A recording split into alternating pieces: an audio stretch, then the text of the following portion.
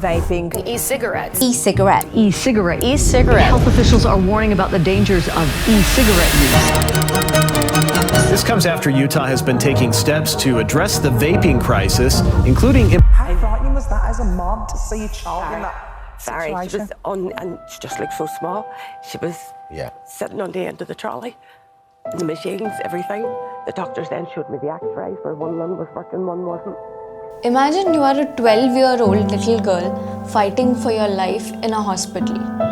Why? Because doctors say that your lungs are so damaged that more than 99% of it has stopped working. This isn't a story that I'm making up. This is reality for a girl in Thailand whose only mistake was picking up vape at the age of 10. Can I ask you when you first vaped? What age were you? 9. You were 9 years old. None of her family members were aware of this, as she was a diligent student, pretty good at her studies. But suddenly, her health started spiraling. She had shortness of breath, weakness, and vomiting. By the time she reached the hospital, it was almost too late. Doctors said that vaping had destroyed her lungs. She's on the ventilator, but her story is a warning to the world. But how did we get here? And why are we talking about this story? Meet Adam Bowen and James Monsees. They are design geeks, chain smokers, and dreamers. One night, as they sneak out for a cigarette, they ask themselves this question. If smoking is so bad, then why can't we invent something that is better? Their research uncovers a secret. Big Tobacco had tried to make safer alternatives to cigarettes decades ago, but they never released it. Why? Because accepting that tobacco was dangerous to health would actually bring down their business. And guess what? Adam and James saw an opportunity here. What if they could build something that felt like smoking but without the deadly side effect? Maybe they could save lives and even build a billion-dollar company. They built their first product, which was known as Plume, but that was a disaster. It was quite huge in size, unreliable, and sometimes even exploded while using it. So investors lost their faith on the product. But these two were not the guys who would easily give up. They go back to the drawing board and start over again. This time, they create a new product called as Juul. We started this project with the firm belief that innovation could address all of the problems associated with smoking. If we build a product that's better than cigarettes, that's one thing, and it's a great start. People want to move past cigarettes. This product was elegant, easy to handle, and used a special type of nicotine called as nicotine salts that delivered a smooth and powerful hit. They also had different flavors like mango and creme brulee, making it almost irresistible. Now, to launch Juul, Adam and James go to a marketing team that knows how to create viral products. And instead of targeting old smokers, they target the young market. And how do they do that? They do it by making Juuls a cool brand. A rapid rise in vaping among teenagers. The company quickly challenged the FDA's decision at the time. And suddenly, it's all over Instagram, at parties, and even celebrities started using it. There is a huge increase in sales for Juul, and Juul becomes the fastest startup to have a $10 billion valuation. But there's a catch. Most of the customers of Juul were not old smokers who were trying to quit, which was the original brand's motto. But these were teenagers who had never smoked a cigarette in their lives.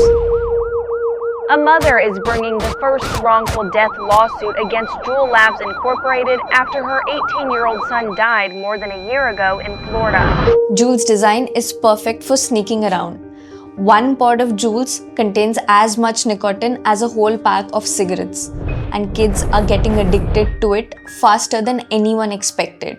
By 2018, the FDA calls this an epidemic, but the backlash is fierce. The research also shows that nicotine can harm the developing brain and can make quitting it much harder for the teenagers. Juul's founders say that they never expected for any of this to happen, so they finally withdraw the fun flavors and the ads. But it is too late. Then comes the ultimate irony. Altria, the company behind Marlboro, buys a huge stake in Juul's. The company that wanted to destroy big tobacco is now a part of it. Adams and James become billionaires overnight, but the mission is destroyed. Then comes the huge disaster as news breaks of a mysterious lung injury that was being caused by vapes. Most of these injuries were being caused by the black market THC vapes, but Juul's took the entire blame. The sales dropped once again and huge lawsuits piled up. Both the founders left the company and the value of Juul's dropped by 95%. But this isn't the end. As Juul stumbles down, in 2022, FDA steps in and bans the refillable pods and vapes, citing that they were dangerous to public health. And their main reason was to stop the youth vaping epidemic. But there is a huge loophole. This ban only covered refillable vapes and pods like the Juul's, leaving the disposable vapes largely untouched. And overnight, there was a huge wave of brands of disposable vapes that were brightly colored, candy flavored, and just as addictive. The company Elf Bar becomes the new king, selling over 271 million units in just 3 years. But then, the FDA bans Elf Bar and people think the story is over. But on the very same day, a new company is registered with the same designs, same flavors, but just a new name called as EBCreate, and the cycle continues. New companies come up, regulators chase, but ultimately the kids keep on vaping. The mother's words still haunt me. She says that there are no words to explain when you know that your kid is going to die. People, open your eyes, this is happening everywhere. This is the story of Juul. A story of how good intentions, clever marketing, and regulatory loopholes led to a public health crisis. Is different, but the story still remains the same. And for the 12-year-old girl, the cost is heartbreakingly real.